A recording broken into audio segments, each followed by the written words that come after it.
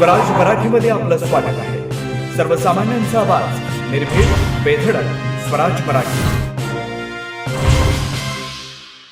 राज्यात दररोज नवनवीन गुन्हे घडतायत। कुठं भर रस्त्यात एका अमीरजाद्याचा मुलगा भर चौकात दिवसा ढवळ्या लघुशंका करतोय, तर कुठं कोयत्याने हल्ले करून जीव घेतले जात आहेत। यामुळे लोकांना कायद्याचा धाक राहिलाय की नाही असा प्रश्न उपस्थित होतोय। तर बसमध्ये महिलांवर होणारे बलात्कार आणि यात्रेत केंद्रीय मंत्र्यांच्या मुलीची छेड करण्यापर्यंत काहींची मजल जात असल्यामुळे महिलांच्या देखील सुरक्षिततेवर प्रश्न उपस्थित होतोय। अशातच आणखी एक प्रकरण समोर आलंय आणि हे प्रकरण महाराष्ट्रातील कोल्हापूर जिल्ह्यातील एका मोठ्या राजकीय घराण्याला वादाच्या भवऱ्यात उभं करत आहे। राज्याचे माजी गृहमंत्री आमदार सतेज उर्फ बंटी पाटील यांचे पुतणे आणि माजी आमदार ऋतुराज पाटील यांचे बंधू पृथ्वीराज पाटलांवर एका तरुणीनं बलात्काराचा आरोप केला। या प्रकरणात संबंधित तरुणीनं ठाणे शहरातील कापूरबावडी पोलीस स्थानकात गुन्हा दाखल देखील केला। त्या पार्श्वभूमीवर आपण पाहणार आहोत की हा सर्व प्रकार आहे तरी काय, संबंधित तरुणीसोबत काय घडलं, पृथ्वीराज पाटलांवर त्या तरुणीचे आरोप काय आहेत। चला तर मग सुरू करूया।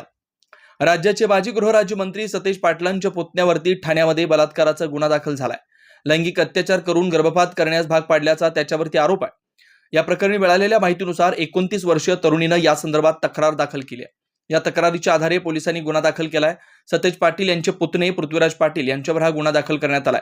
पीडित तरुणी ठाण्यातील आहे। त्या तरुणीची ओळख पृथ्वीराज पाटील यांच्यासोबत होती। तिने दिलेल्या तक्रारीनुसार या संदर्भात गुन्हा दाखल झालेला आहे। पोलीस तपास करतायत। नेमकं प्रकरण काय पाहूयात।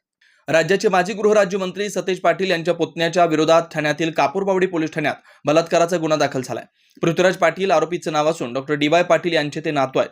कापूरबावडी भागातील महाविद्यालयीन विद्यार्थिनीला लग्नाच्या आमिषानं लैंगिक अत्याचार करून तिला गर्भपात करण्यास भाग पाडल्याचा आरोप आहे।